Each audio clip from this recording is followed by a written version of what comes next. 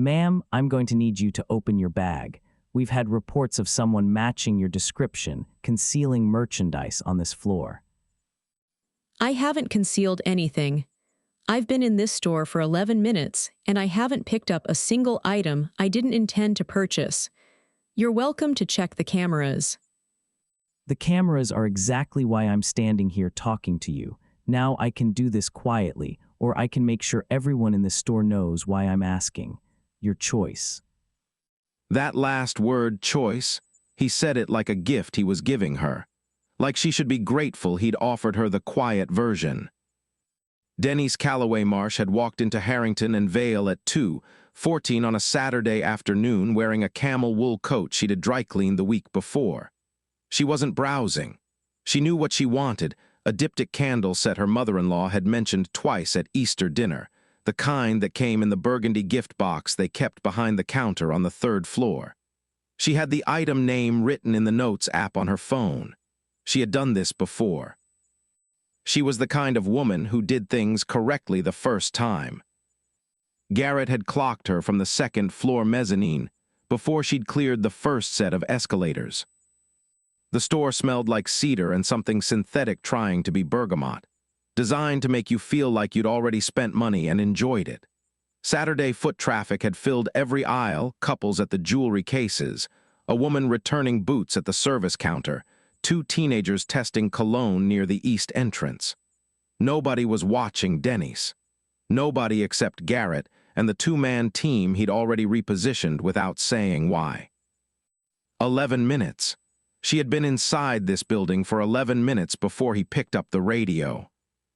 Here's what Garrett told his team, that a woman matching her description had been seen concealing merchandise on the 2nd floor. He said it like a fact. He said it like something he had witnessed. What he did not say, what he could not say, because it wasn't true, was when, or what merchandise, or who had seen it, because the incident he was describing had happened 40 minutes before Denise Calloway Marsh walked through those doors. Have you ever walked into a room doing everything right, dressed right, moving right, minding your own business, and still felt somebody decide you were a problem before you said a single word? Drop a comment and tell me what that was like, because I want to know. And if you're watching Ghetto Gala for the first time, hit subscribe, because the people in this story are about to show you exactly what that feeling costs. The radio call lasted 9 seconds. Garrett set it down on the mezzanine railing, straightened his jacket, and watched the entrance. The 2 officers pushed through the glass doors at 2:26 p.m. And Denny's, 3 floors up, was still looking for the burgundy box. The carpet on the 3rd floor was thick enough to swallow sound. Denny's heard them before she saw them, that specific cadence of authority moving through a crowd, people parting without being asked. They didn't ask her name, didn't ask what she was shopping for, didn't ask a single question that would have taken longer than 30 seconds to answer. They walked toward her like the answer was already written down somewhere and they were just delivering it. Officer Brendan Tully reached her first. His partner held the perimeter at the escalator landing, arms loose, watching the floor like he was bored and certain at the same time. Garrett was behind them both, close enough to direct, far enough to claim distance if anything went wrong. Tully told Denise she needed to come with them. She asked why. He said there had been a complaint. She asked what kind. He said loss prevention had flagged her and that she needed to come with them now. He didn't look at her when he said it. He was already scanning the space around her, cataloging exits, calculating the geometry of the thing. Denny stood completely still. The 3rd floor carpet was thick under her feet, the kind of carpet that costs more per yard than most people's car payments. She could feel the pile through the soles of her shoes. She did not move toward them. She asked calmly to see the footage that had prompted the complaint. Garrett stepped forward then. He said that wasn't how this worked. Did you catch that? He had footage. She asked to see it. And he told her that wasn't how it worked in a store she was a paying customer in on a Saturday afternoon in front of a floor full of witnesses. Does that sound like a man who had anything on that footage? Drop a comment and tell me what you think he was really protecting, because I need to know if you're seeing what I'm seeing. And if this story already has your blood up, stay with Ghetto Gala, because we are nowhere near the worst of it. Linda Foss arrived 4 minutes later. Store manager. 11 years at Harrington and Vale. She took one look at the configuration, 2 officers, Garrett, Denny standing alone with her bag over her shoulder, and made her decision without asking a single question. She nodded at Tully. The handcuffs were cold. That specific cold of metal that's been hanging on a belt in air conditioning all afternoon. Denny's looked straight ahead, and Linda Foss smoothed the front of her blazer and looked away. Linda Foss didn't flinch. That was the part nobody in that store could stop thinking about afterward. Not a pause, not a flicker. She looked at Denny's in handcuffs and made her face go completely professional. She told the officers that store policy was clear, that loss prevention had followed protocol, that she stood behind her team. Denny's listened to all of it, every word. The way you listen when you are building something and you need the other person to keep talking. The 3rd floor had gone quiet in that particular way crowds go quiet, not silent, but held. 34 people finding reasons to stay exactly where they were. A woman near the scarves had stopped pretending to browse. 2 men by the elevator hadn't pressed the button in 2 minutes. Phones were up. Not all of them. Enough.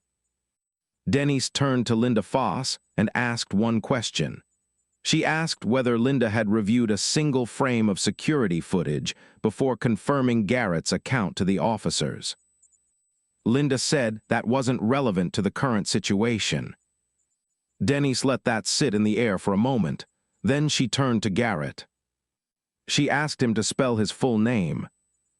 He laughed, actually laughed, a short, dismissive sound through his nose like she'd asked him something embarrassing.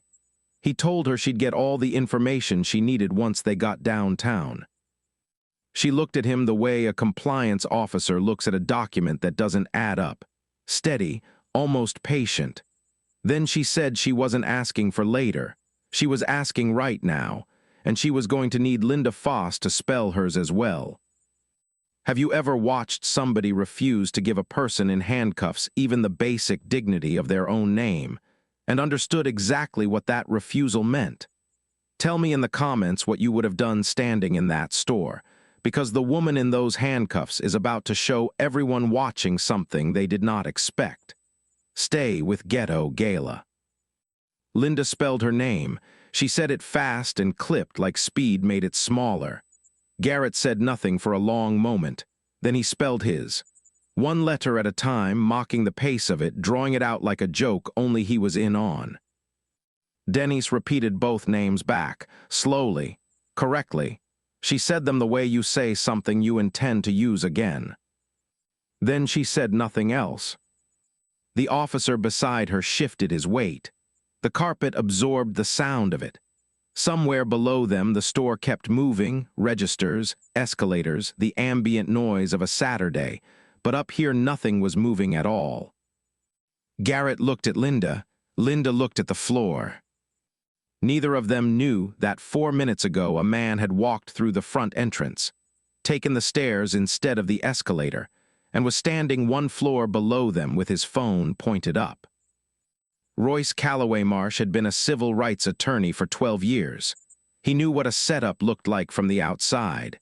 He also knew that the most important thing you could do when you walked into one was nothing. Nothing loud, nothing visible, nothing that told the room you were there. He took the stairs.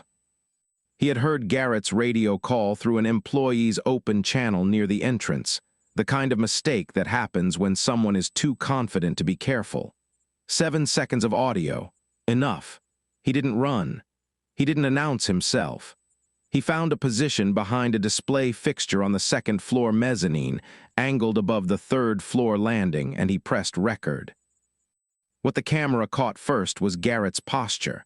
The way he stood slightly behind the officers, present enough to control, removed enough to deny. 12 years of depositions, and Royce recognized that stance. He had cross-examined men who stood exactly like that. Men who had learned to let the institution absorb the liability while they directed from the margin. He kept recording. He got Linda Foss nodding at Tully before she'd asked a single question. Got the handcuffs. Got Dennis's back straight and her chin level and her voice unhurried while she asked for the spelling of two names. Got Garrett's laugh. The whole laugh, the breath before it, the dismissal in it, the way his shoulders moved like this was the least interesting part of his afternoon. The phone stayed steady. 41 minutes and 17 seconds of footage. Time-stamped from the moment Royce entered the building. Clean audio in a quiet store. Garrett was on the third floor believing he had managed the situation. Linda was beside him believing the same thing. They had done this before, not this exact sequence, but the shape of it. A complaint. Officers.